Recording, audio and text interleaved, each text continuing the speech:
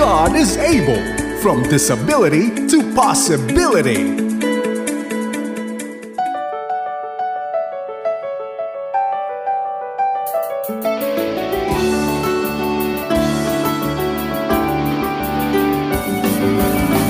God is able.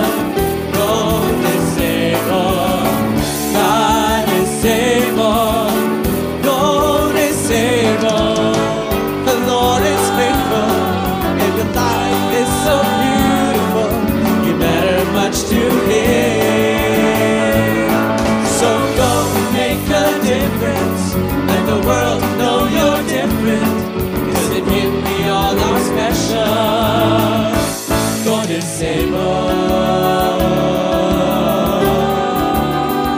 'Cause God is able. When Jesus was asked, who sinned out here, this man or his parents, that he was born blind? Jesus answered, just said it all, that His power might be displayed through Him. God is able. God is able. God is able. God is able. The Lord is faithful. And your life is so beautiful. You matter much to Him. So go make a difference. Let the world know you're different. 'Cause in Him we all are special. God is able.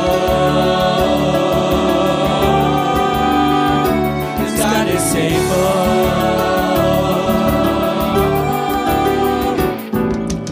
Broken vessels we may appear to be, but our disability is a possibility. God will use you, oh, in His will. But the question is, will you let Him? God is able. God is able. God is able. God is able. The Lord is faithful. And your life is so beautiful. You matter much to Him. So go make a difference. Let the world know you're different. 'Cause in Him we all are special. God is able. 'Cause God is able. God is able. 'Cause God is able.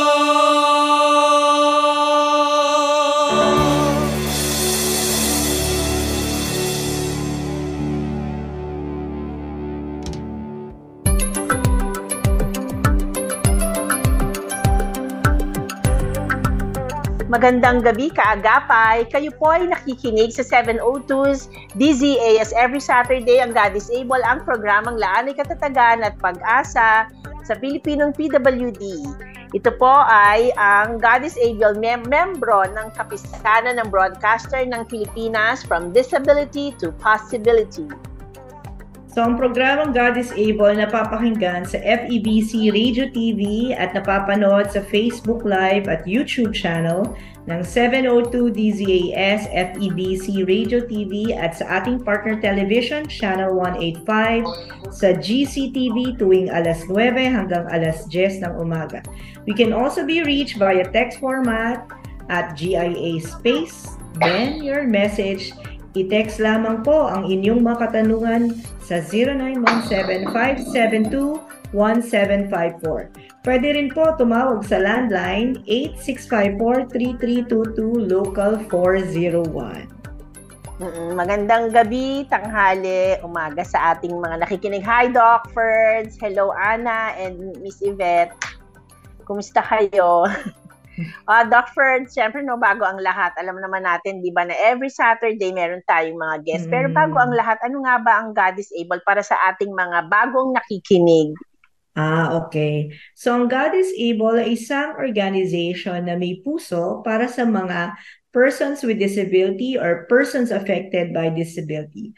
At nagpapahalaga pa tayo sa mga Christian churches na maging lighthouse sa komunidad sa buhay ng mga taong may kapansanan at mga pamilya nito. So, madami tayong mga programa. Isa na to ang Gift of Mobility kung saan yung ating guest ngayon ay naka-experience o naging part ng program ng Gift of Mobility kasi naging daan nito para yung partner church natin nakapamahagi ng wheelchair sa kanya sa mga iba. So yung mga partner churches natin namamahagi ng mga mobility aids para makalabas ang tao at makaranas sila ng kumbaga ng pagmamahal ng Diyos dahil mas napapalaya sila na nakakalabas at nakakahalubilo sa ibang tao.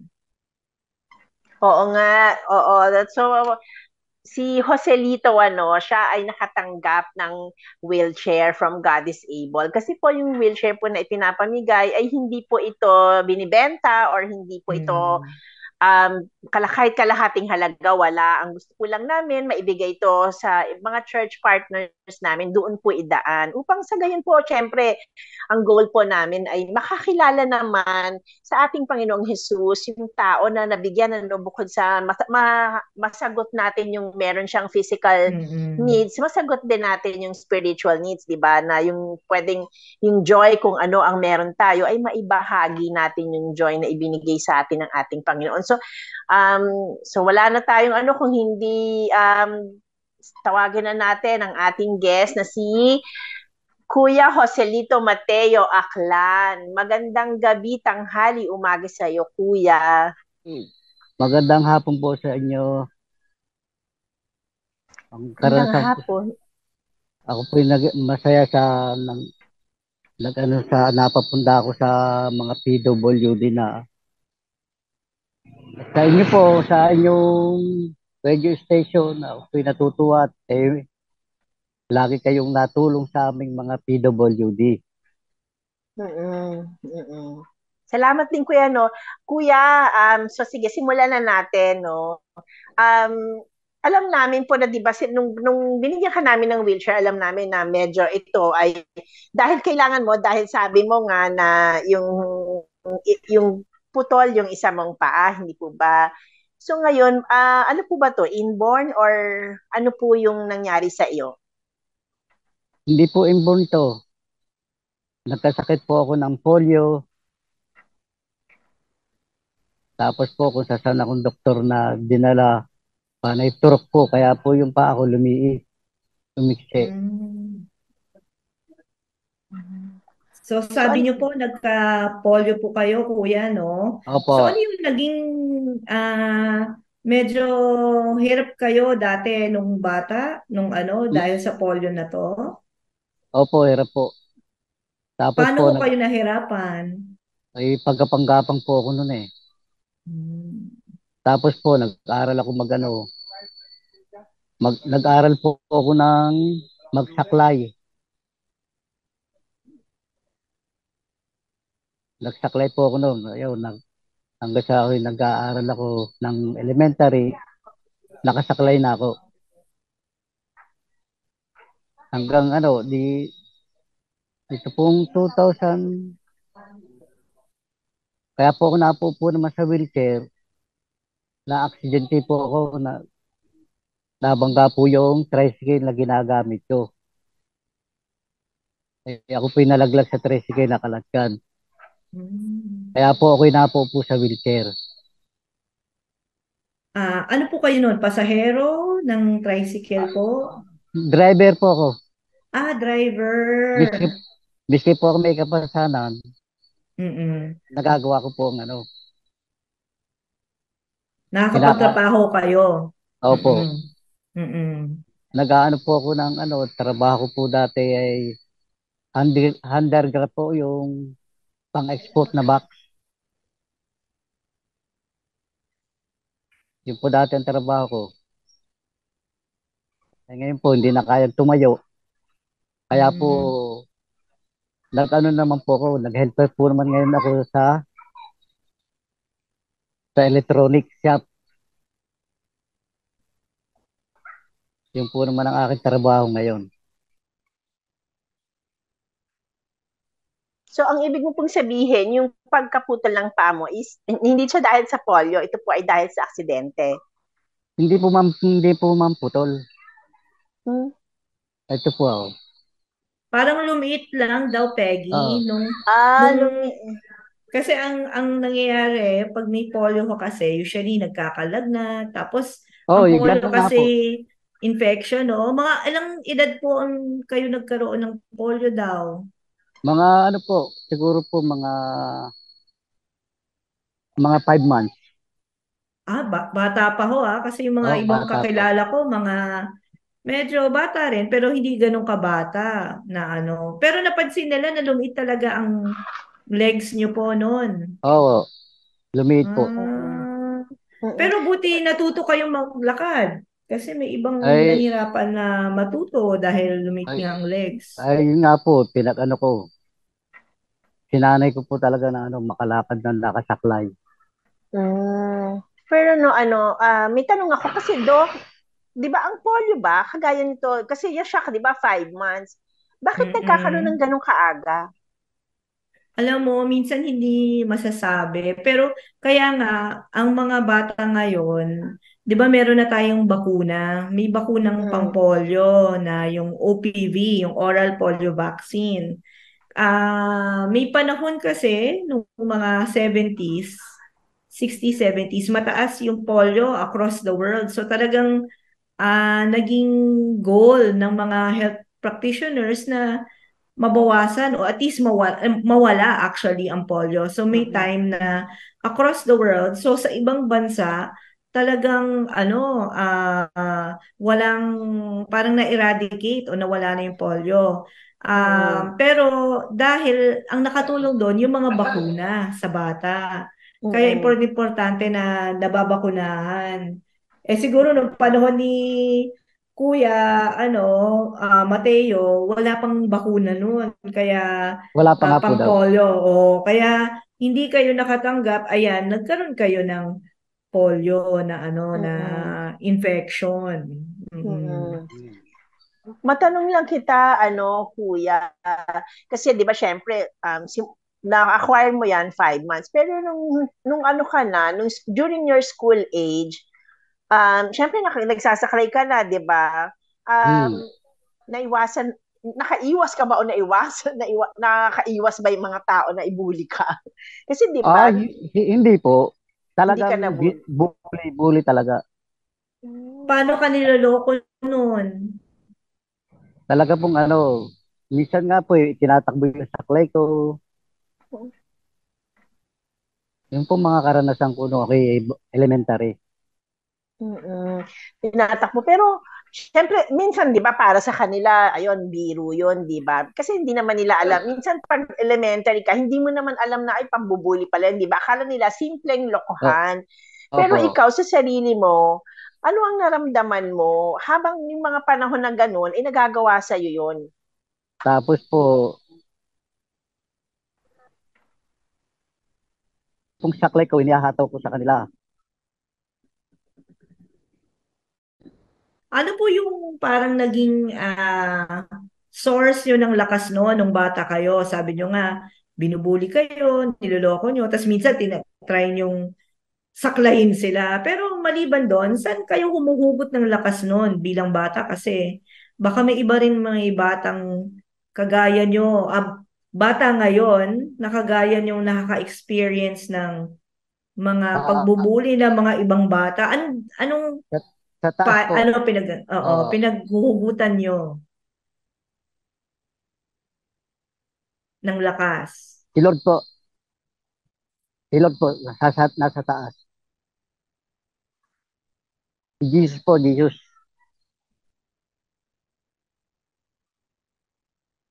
So si Lord Jesus, oo nga, mahalaga no? Mahalaga na alam mo yung pinaguhugutan mo ng lakas. Pero syempre, di ba, aside from, of course, we have our Lord Jesus.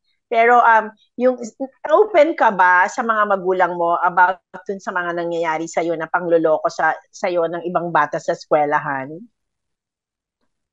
Hindi po ako naging open. Sinarili ko na lang po. Sinarili mo. Bakit mo to sinarili? Ay kasi po, ayoko pong mapaaway ang aking magulang. Pero aware naman sila na maaari na mangyari sa iyo yun. Was there a time na nagtatanong ba sa mga magulang, Jose, or kaya Mateo, kumusta ka naman? Kumusta ang eskwela mo? So, anong mga sagot mo? Ay sinasabi, okay po. Okay naman po. Mga sagot po sa ano. Pero Pero po, may nagsasabi. Sige po. Pero po, may nakapagsusumbong din sa nanay ko ng na ako'y binubuli sa school. Pero ano po Ganun yung po. naging epekto ho nun doon sa pagbubuli ng mga batang nagbubuli sa inyo? May epekto ho ba yun sa inyo nung time na yun na Na ano po ako, nasasaktan ako pero tinitiis ko na lang po. Sabi ko sa sarili ko, mananawa din sila, kabubuli.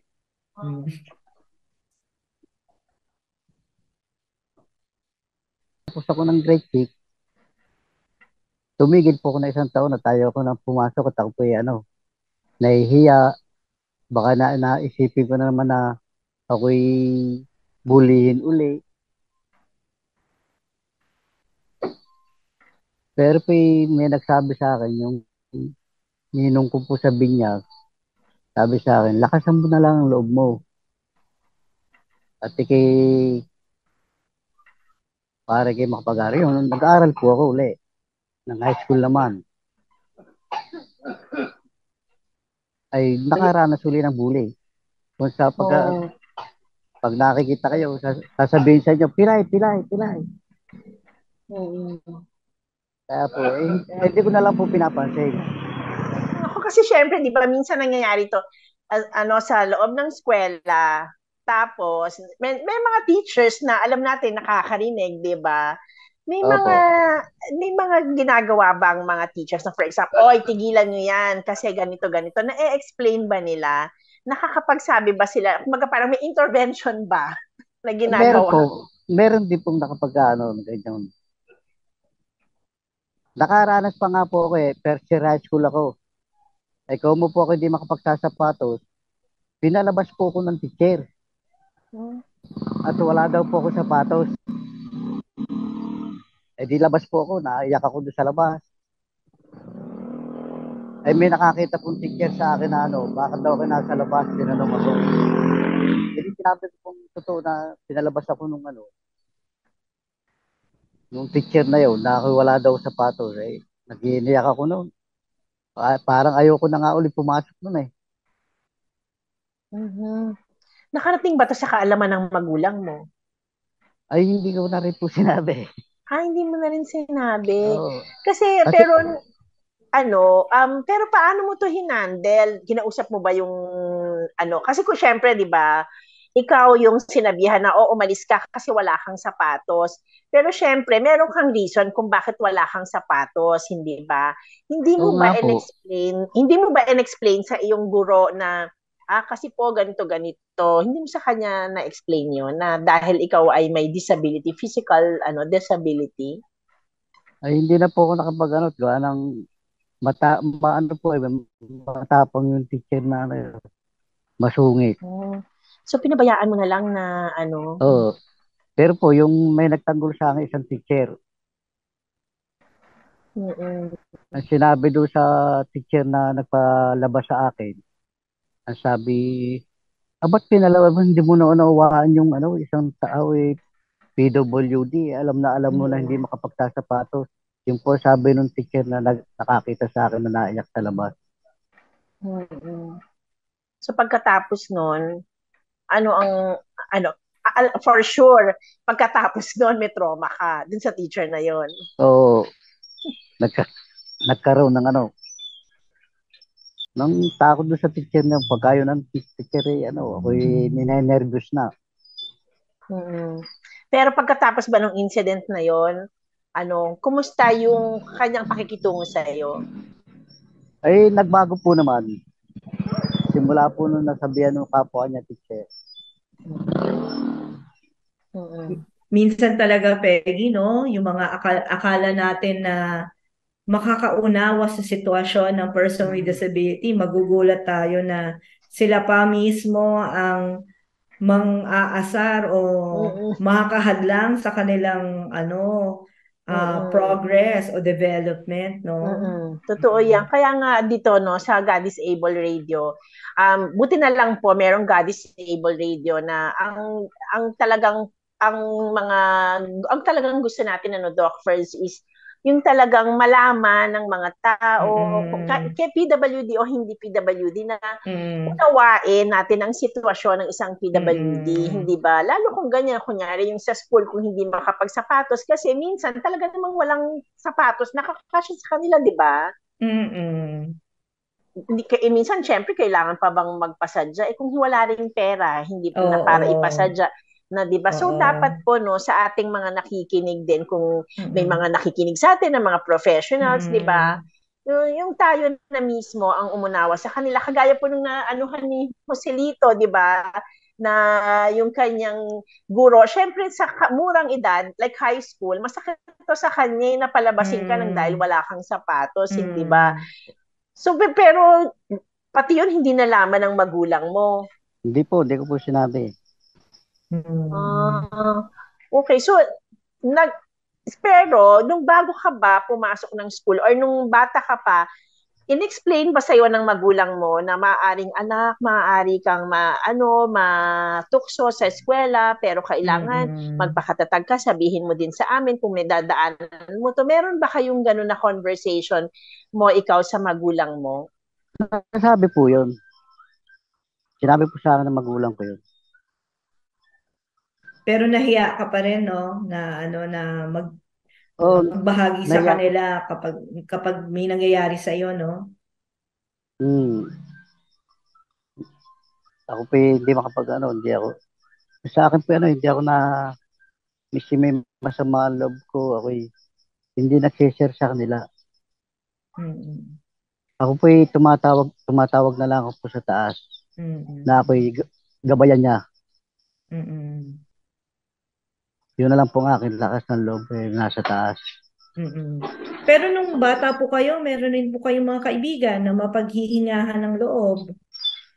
Meron po kaso lang talagang hindi ko po kasi hilig yung sa kanila mag-share ng mga problema.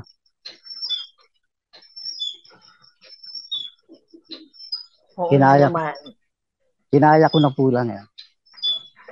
Kasi meron kang, sabi mo nga, di ba, meron kang Panginoong Diyos na napagsasabihan. Oo nga, no? Kasi may mga tao talagang ganyan ni Doc, di ba, dahil hindi sila ma-share. Yung kahit sa close friends nila, hindi talaga sila nagsasabi. Di ba? Dito lang po ako nag-share nung ako po naging Baptist Christian. So Doon po parang ako. ngayon naiintindihan mo na dapat kailangan may mga sinasabihan din ako. Yun po pala. Oo, pero kasi kailan ka naging Christian? Dito pong 2015. So it's been like 8 years ba, no? 8 years ka na. 2015. Pero Joselito, gusto naming malaman kasi syempre, nung hindi ka pa Kristiyano, syempre so 2015 yan. So ilang taon ka ngayon kung ikaw ay nasa 50 plus ngayon? 52. So kayo po naging Christian, paano po ang buhay niyo noon? Na 'di ba sabi niyo nga nung simula bata nakakaranas kayo ng mga challenges kasi nga pero kumbaga dumudulog na kayo sa itaas sa Diyos, 'di ba? Oo. Pero anong naging buhay nyo bago ah maging Christian? Ano pa yung mga naging pagsubok nyo? Ako po'y pumasok po ako ng trabaho do sa boss ko noon na Christian siya. Hmm. Ay pumasok po ako ng trabaho sa kanila. Tapos nga po ako naging driver nila. Tapos in-invite po nila ako sa church nila. Yun po, nagustuhan ko naman yung message po ng pastor. Yun po, Hmm. hanggang sa nagsisimba na ako sa Christian. Yun, doon po nagtuloy-tuloy ang aking mga paano sabi Panginoon. So, nung nagtuloy-tuloy ka, so, ang buhay mo from yung dati at ngayon, ano yung tingin mo na pinagkaiba? Malaki po pinagkaiba. Naging na po ako ngayon. Yung konting galit nawala na. Umiiwas na ako sa mga tao na sa akin, gano'n. Kaya natuwa ako na ako napapunta sa Christian, sa Baptist. Doon ko na nalaman ng mga kamalian ko.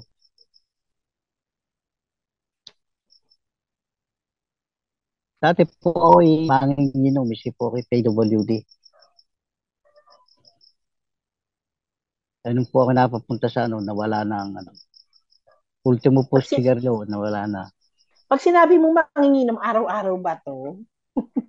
Alin Ayun po? ba yun? Pag Opo, sinabi mo bang sin araw-araw na manginginom araw-araw tapos nakakailang bote sa isang araw? abay, ay kami po marami ako mag-inom dati. Hmm.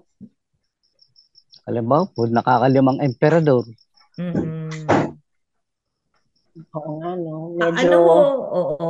Ano hong kuya ang nakapag-convince sa inyo na dapat itigil ko ng buhay manginginom at ano, ma magyoyosi? Ano ho yung Kasi, nakakumbinsi sa inyo? kasi po, nakaranas po ako na manghingila ng isang stick sa kumpare ko.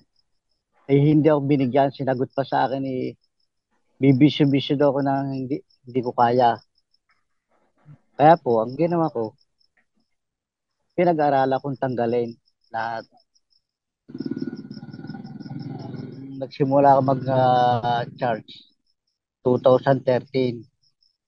Pero ako po nililigawan na nilang magpabaptismo. Ang sagot ko po sa kanila, baka ho pwede, ay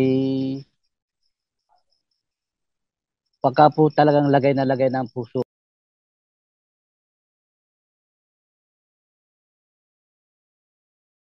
ano yung pakiramdam mo nung, di ba sinabi mo yun, natigil ka sa paninigarilyo, natigil ka sa mga bisyo. Dahil sa sinabi ng tao sa'yo na bibisyo-bisyo ka, wala ka namang pangtustos. Parang ganun yun di ba? So, di ba, Oh, um, nung panahon na yun, ikaw ay isa ng Kristiyano, pero naisip mo ba na siguro ito yung paraan ng Diyos na para patigilin ako, dinaan lang sa tao na to. Naisip mo ba yun? naisip po yun. Naisip po yun talaga na ito yung siguro gawa ng Panginoon kaya natanggal agad. Kasi the moment na sinabihan ka, natanggal agad. O, tinanggal ko po agad. Parang napahiya ka. Opo, Parang kailangan na ng konting kulit minsan, no? Parang, pero po ibinili ko pa rin yun yung hindi nagbigay sa akin ng sigarilyo ibinili ko pa ng isang kaha. Sweet revenge. Sabay Pero, sabay tigil. Ayos. pero nakabuti, 'di ba? Parang nakabuti para sa akin, alam mo, minsan talaga ang Diyos, meron siya mga ginagamit upang tayo ay mapansabihan, 'di ba? Minsan, yes, parang offensive yung sinabi ng tao na 'yon, 'di ba? Pero in a way nakatulong sa iyo kung meron nang naging tulong ay iyon ay para sa iyo. So, 'di ba, moving on. So ngayon, ano ngayon ang buhay mo bilang isang Kristiyano pagkatapos yan, emotional pain. Siyempre, di ba, kung kami nga nagdadaan kami sa mga emotional pain. So, how much more, di ba, na kapag ang isang tao ay meron siyang pinagdadaanan na very evident yung kanyang kapansanan, hindi ba? Ikaw ba, nung mga, hindi mo ba din na-question ng mga magulang mo noon na parang, Nay, bakit hindi mo naman ako, hinanapan ng way para makapagpa-vaccine? Kasi alam ko nun, kasi like ako nun, buhay na ako niyan yung mga panahon na yan. Dahil yung oral polio, yung parang candy, pabalik-balik ako nun sa clinic ng school namin. Kumakain ako ng kumakain. Kasi natatamisan ako, masasarapan ako. So sabi na, huy, pang polio yan, ano ka ba, ba't pabalik-balik ka? Sabing ganun sa akin. Tapos pero no, yung, syempre sa akin, siguro nakabuti din yung pabalik-balik ako. Kasi nga, di ba, ayun yung time na parang yung polio nga, parang ano siya, yung rampant siya sa, di ba, sa Pilipinas. Pero ikaw, hindi mo ba na natanong sa magulang mo na ano ka ba naman, ba't naman hindi nyo ako pina-vaccine? At saka kanina Ay, sinabi mo, may nabanggit ka na parang, ano yung turok ng, ano yun? ayun po yung turok sa aking yung sa pigi Mm-mm.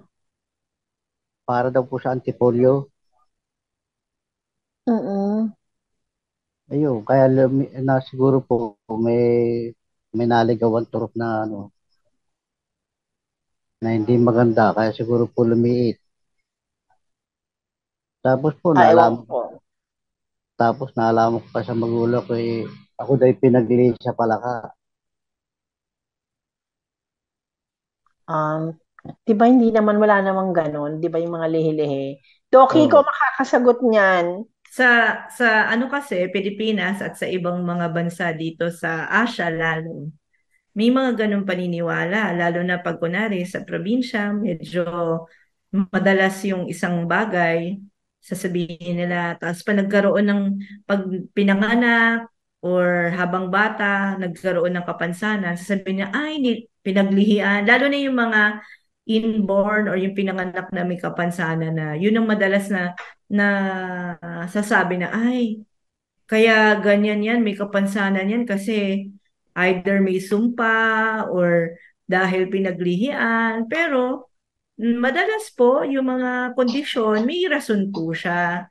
Na nagkakataon lang kasi sa probinsya o sa ibang lugar na liblib, hindi ano siya, hindi siya masyadong napag-uusapan o walang doktor na makukonsulta ang tao. Kaya lumalaganap yung ganun mga paniniwala na lihi-lihi. Mateo, siguro noong hindi ka Kristiyano, meron lagi mong naiisip na wala kang mararating, hindi ba? hmm. Na baka hanggang doon na lang yung, alam mo, yung buhay mo kagaya nun, di ba sinabi mo, ayaw mo nang pumasok na mag-high school kasi ayaw mo nang makaranas ng panunokso. Pero ngayon, na ikaw ay nandyan sa kalagayan at kilala mo ng Diyos, anong masasabi mo sa mga nangyari sa'yo noon at yung buhay mo ngayon? Ay masasabi ko doon ay naging maganda nitong ako'y napapunta sa Christian. Ano kung naging maganda, kuya? Anong Naka, naging na, ano? marami akong naiwasan na barkada. Hindi ka ba nabawasan tuloy ng kaibigan yan? Paano kung naging maganda yon? Yung pong, yung mga bad influence na barkada ay nawala po sa akin.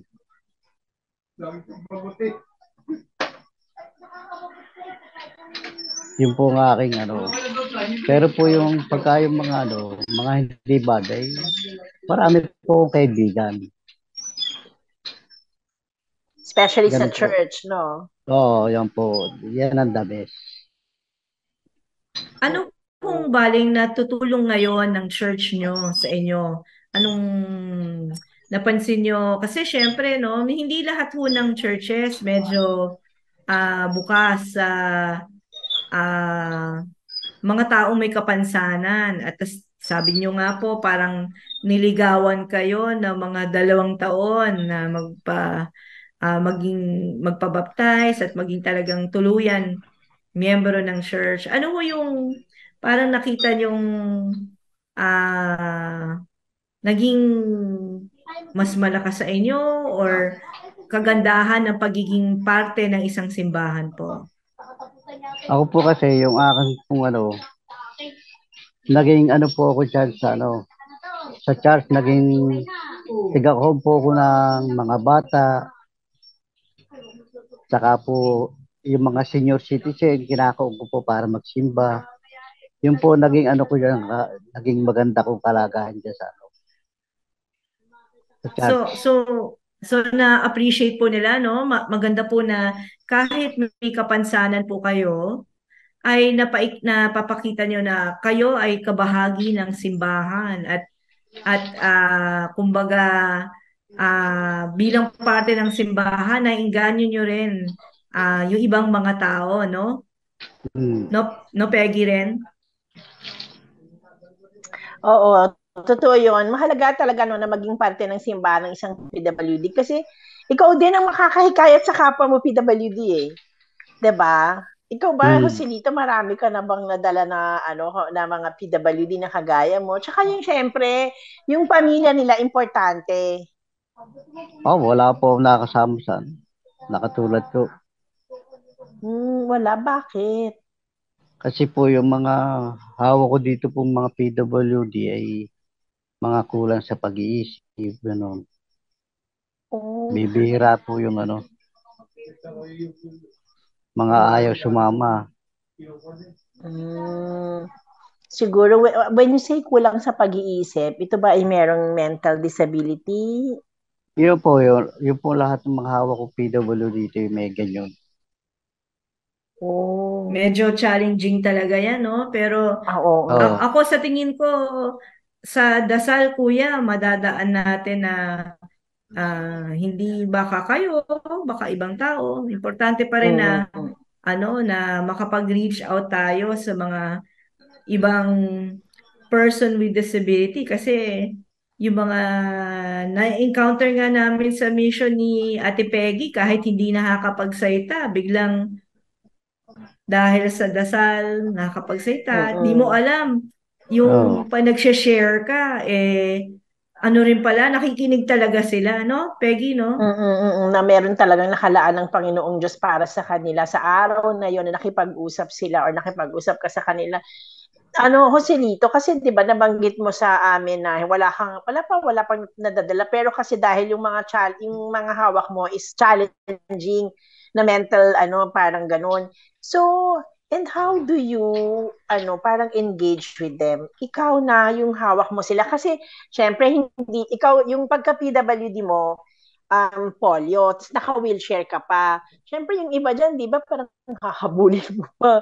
Pero ikaw, paano mo sila chinatsaga? Kasi, I believe sa mga nakakarinig sa atin ngayon, alam mo, makakapulot sila sa'yo na kung paano mo sila chinatsaga. Kasi maaaring meron nakikinig sa atin na merong hindi rin husto sa pag-iisip o minsan nawawala siya sa sarili niyang isip. Ano ba yung pwede mong ano ba yung ginagawa mo para sa kanila? Ay, pagka po yung kulang sa ang kinakausap po yung halimbawa po yung kapamilya nila. Ganun lang po yung aking kapamilya. Yun po kinakausap ko. Pero po yung mga nakikipag-usap, saka lang po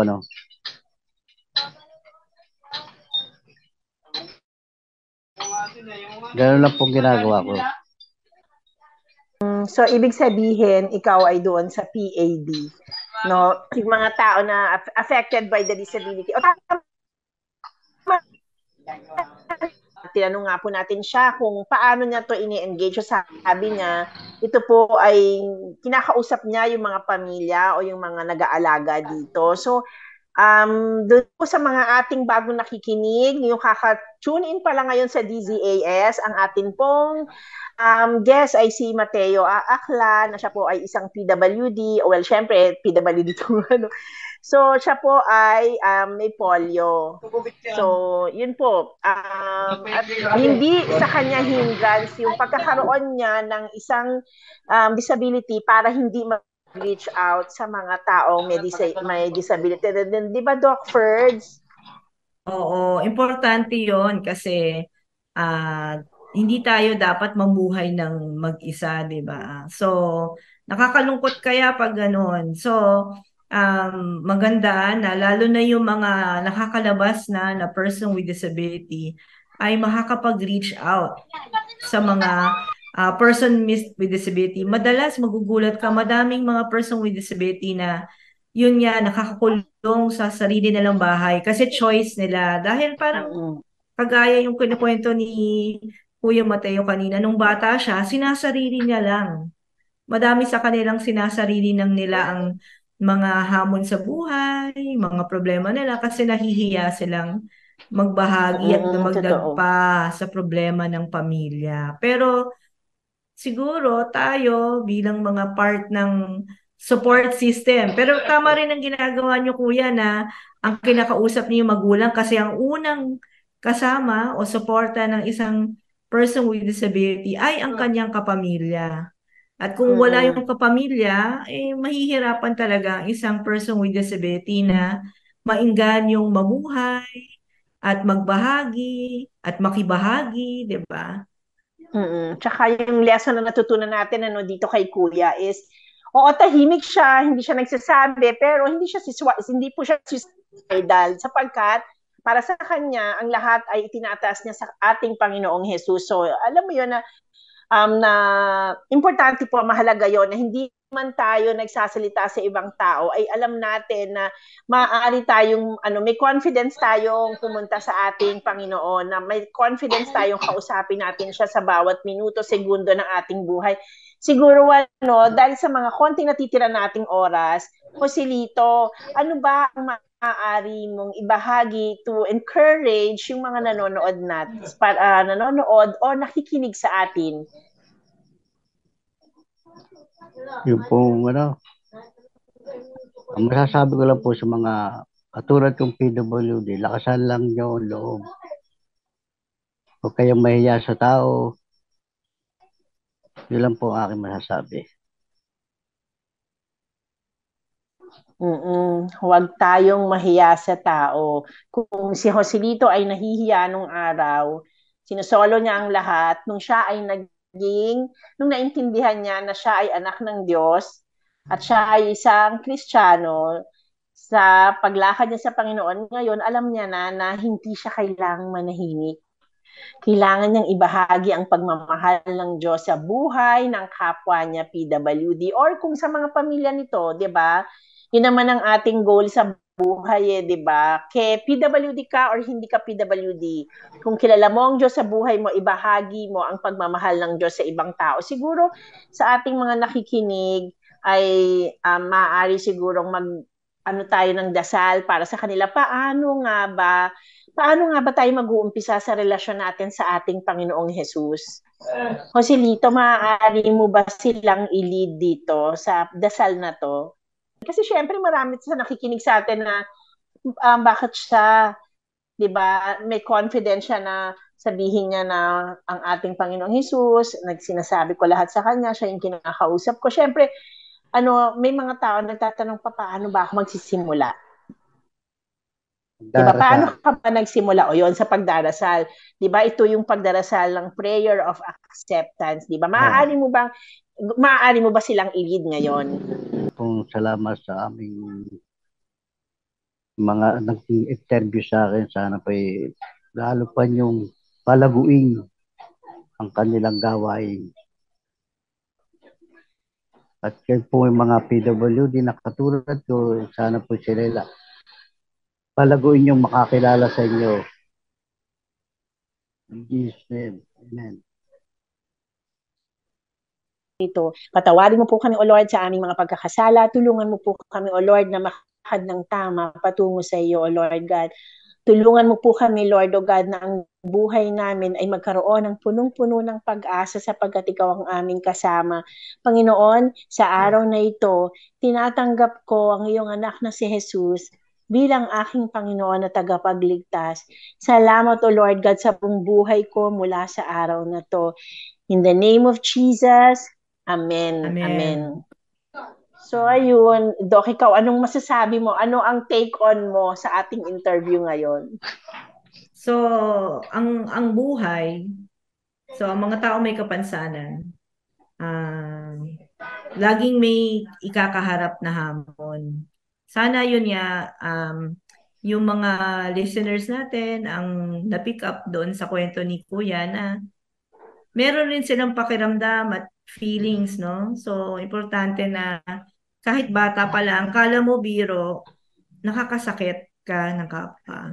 At buti ko kunwari, kagaya mo si Kuya Jose dito na ano siya, meron na siyang, kumbaga, God encounter, bata pa lang siya. Pero what if kung hindi pa nila kakilala yung, o wala silang sandigan, kagaya ni Jesus? So, tama naman. At yung isa pang takeaway ko, yung pamilya. Importante na magbabahagi sila sa pamilya nila kasi I'm sure mabigat ang dalahin mo noon. Pero kapag meron kang kasamang nagdadala ng dalahin na yun na mabigat, gagaan ang mga problema natin. Yun yung sa akin na pinaka nakita kong magandang naibahagi ni Kuya Jose dito, Pegs. Natapos na ang ating 1 oras, Kuya. Salamat po ulit sa pagbabahagi ng inyong buhay. Marami ring salamat po mga kaagapay sa pakikinig. Siguro abangan kami muli sa susunod na Sabado, same time, 6 to 7 p.m. sa 702 DZAS. Ako po si Doc Ferds. At yung kasama ko po si Ma'am Peggy na medyo may technical difficulties lang. Kami po ay ang programang God is Able, Laan ay Katatagan at Pag-asa sa mga Filipinong persons with disabilities. From disability to possibility. Salamat! Magandang gabi, magandang umaga, magandang tanghali sa mga nakikinig. Hanggang sa muli!